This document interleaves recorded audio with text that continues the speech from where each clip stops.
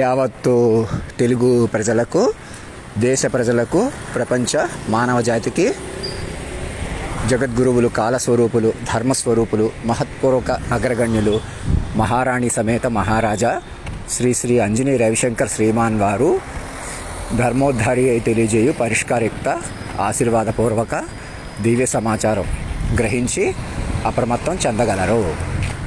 ఎలా నన్ను ఇక్కడ హాస్టల్ దగ్గర నుంచి ఎలా సూక్ష్మంగా రహస్యంగా చూస్తున్నారు, మనసులో మాటలు కూడా వింటున్నారు.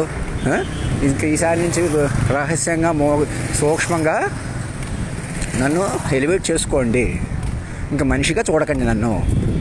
అదే నన్ను రక్షించటం, మిమ్మల్ని మీరు కాపాడుకోవటం, రెండు అదే. నన్ను మనిషిగా చూస్తే ఏమవుతున్నారు, మీరందరూ బ్లాక్ అయిపోతున్నారు.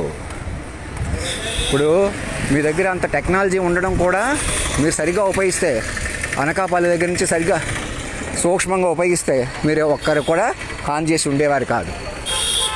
నన్ను వినకపోవడం, మా తాతను చంపేయడం, దాని దగ్గర నుంచి ఇంకేం చేశారో ఇంకా అవన్నీ అనవసరం. నా మాట వినండి. నన్ను సూక్ష్మంగా కాపాడుకోండి అంటే మైండ్ రూపంలో కాపాడుకోండి.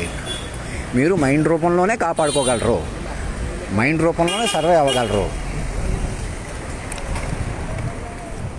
మనుషులందరూ మైండ్ రూపంలోనే ఉన్నాం ఇప్పుడు. అదే సురక్షితం. ఎవ్వరూ కూడా నోట్ చేసుకోండి, సరదాకైనా సీరియస్కైనా ప్రతి ఒక్కరికి తండ్రి, తల్లి, గురువుగా ఆశీర్వదించి చెబుతున్నాను. నన్ను మైండ్గా మార్చేసుకోవాలి, మీరు మైండ్లుగా మారిపోవాలి. ఇప్పుడు దాకా నేనే తగ్గిపోయాను, లేదా నన్ను తగ్గించారు, లేదా అనేకులకి తక్కువగా చూపించారు కూడా. ప్రధానమంత్రి గారు కూడా రహస్య పరికరాలు అంటున్నాను, ఆయన కూడా చూస్తున్నారా? రాజ్నాథ్ సింగ్ గారు అందరికీ చూపెడుతున్నారా ఇప్పుడు దాకా నేను ఎలాగున్నానో అలాగా? ఏం పర్వాలేదు, వాళ్ళకు కూడా చెప్పండి, ఆయన్ని గ్రహిస్తామండి. ఆయన అన్నట్టే 5,000 పేజీలు 2,000 పేజీలు అంటున్నారు కదా, అలా గ్రహించాలి. నిజమే, అది గ్రహించే కొద్ది ఆయన పర్సనాలిటీ షేప్ అవుతుంది అంటున్నాడు. అందుకే అతన్ని మనిషిగా చూడొద్దు. ఆ ధైర్యంతోనే తాను మాత్రమే అధిష్ఠించాలి సింహాసనం అంటున్నాడు. నిజమే, అది మనం మైండ్ డెవలప్ చేసుకుంటేనే అతను చూడగలం. అలా చాలా శక్తివంతుడు, గొప్పవాడు.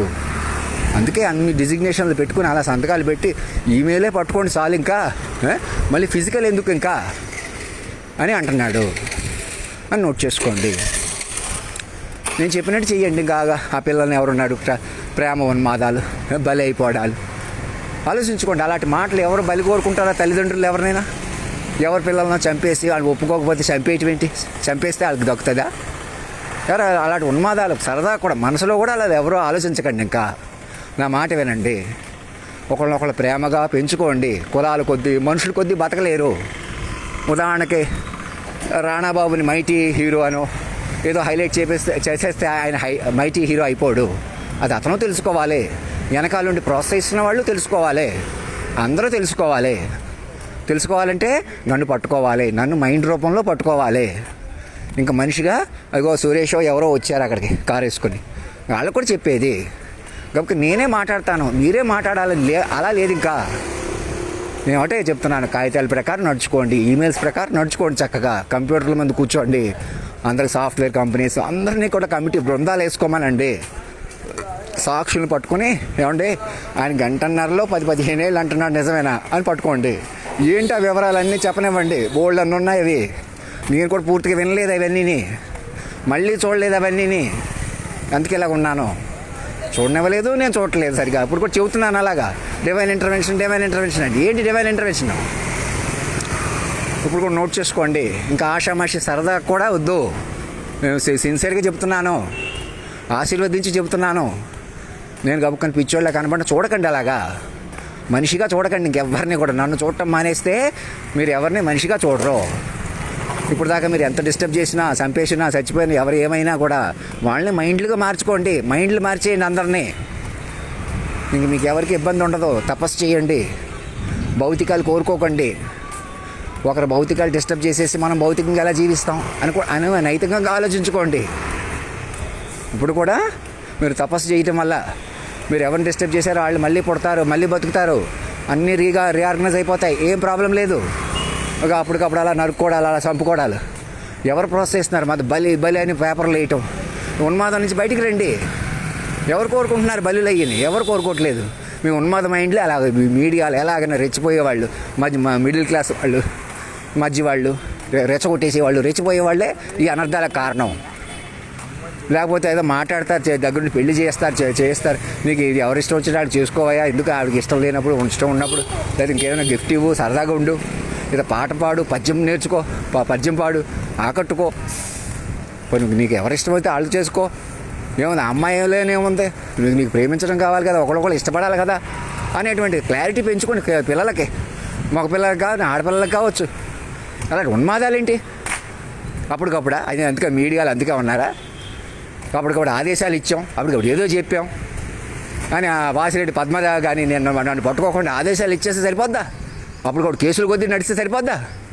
మీరు మనుషుల కొద్దీ డీల్ చేయలేరు. ఇంకా మొత్తానికి మీరు మైండ్లుగా మారిపోయి, మైండ్గా సరెండర్ అయిపోయి కొత్త జీవితాలు ప్రారంభించాలి.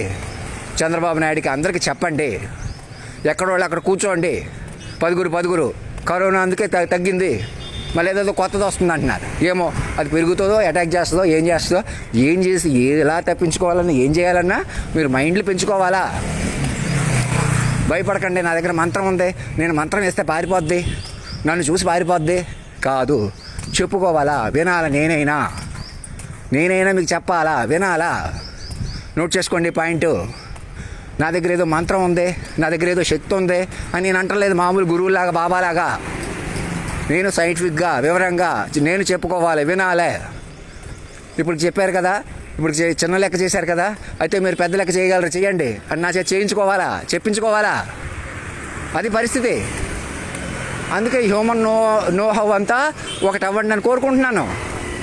మీకు అర్థం కావట్లేదు అక్కడ ఏం రాస్తున్నాను, ఇంకా అక్కడ డౌట్లు ఉన్నాయి, ఇంకేదో ఉంది అని ఇమీడియట్గా నేను జాతీయ జెండా ప్రకారం ఒకటి అవ్వం అని ఎవరు రెచ్చగొట్టాలని ఆలోచిస్తున్నా కూడా మైండ్లో అలాంటి పనులు ఆపేసేయండి. ఒకటి అవ్వండి, అవనివ్వండి. ముందు అందరూ డిక్లేర్ చేసుకోండి, ప్రశాంతంగా కూర్చోండి. ఇంక జనవరి 1 క్రిస్మస్ పండుగని వేస్ట్ చేసుకోకండి. అంత బ్రిటన్లోనే క్రిస్మస్ పండుగ లేకుండా పోయింది. ఆలోచించుకోండి. అలాంటివి మనకు వస్తే ఏమవుతాం? ఎవరు ఆపుతున్నారు? నేనే ఆపేస్తున్నాను, నా వల్ల ఆగుతుందని కూడా నేను అన్నాను. ఏ శక్తి అయితే అనకాపల్లిలో కాలాన్ని శాసించిందో ఆ శక్తి ఆ దీనిలో ఉందే, తెలుసుకోండి. వాళ్ళని నాకన్నా ముందు గౌకి నేను చచ్చిపోతానేమో నా ఫోటో కూడా పెట్టేసుకోండి. నేను ఎందుకంటున్నాను? నేనే బతికేస్తాను, నేనే మహారాజు అయిపోతాను, మా ఆవిడ మహారాజు అయిపోతుంది, నాకు ఎవడో పిల్లోడు పుడతాడు, యువరాజు అయిపోతాడు అని అంటలేదు కదా. నేను ఏమంటున్నాను? ఆలోచించుకోండి. ముందు మైండ్లు పట్టుకోండి. తాత, మనవడు, అమ్మమ్మ, మనవరాలు, ప్రతి ఇంట్లో ముందు మైండ్ పట్టుకోవాలా. రోజుకు 10 పేజీలు రాయాలిగా. ఇంకా నేనే చెప్పట్లేదు, నేను ఆయన ఒక్కడనే వదిలిపెట్టేసి మీరు బయటికి రా, లోపలికి వెళ్ళు, ఇవి కూడా వదిలేసేయండి. నా మాట వినండి, చెప్పుకోండి, వినండి, సూక్ష్మంగా వ్యవహరించండి. మనసులో కూడా ఒకళ్ళని భయపెట్టకండి.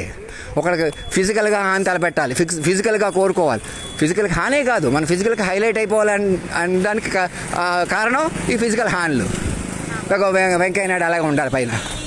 అంత ఢిల్లీలో అంత కర్ఫ్యూ వదిలేసి అక్కడ ధర్నా చేస్తుంటే ఆయన ఇంటికి వచ్చి 4 రైతులు పిలిచి ఫోటోలు దిగుతాడా? అది మీరు పేపర్లో వేస్తారా? చూడండి ఎక్కడ పోతున్నారు. ఆయనకే బుద్ధి ఉండాలి, మీకు బుద్ధి ఉండాలి. ఆలోచించండి, నా మాట వినండి, నేను చెప్పినట్టు నడుచుకోండి. ముందు ఎక్కడోళ్ళు అక్కడ మైండ్లు పెంచుకోండి. మనుషులు ఎవరు లేరు, చచ్చిపోయారని ఎందుకంటున్నాను? మైండ్ పట్టుకోండి. సాటి మనిషి మైండ్ మీకు బంధం అన్నీ కూడా సుప్రీం మైండ్ ప్రకారం ఉన్నాయి. వాళ్ళు మాస్టర్ కాపీలు, వాళ్ళని అనుసరించాలి. ధర్మో రక్షతి రక్షత సత్యమేవ జయతే.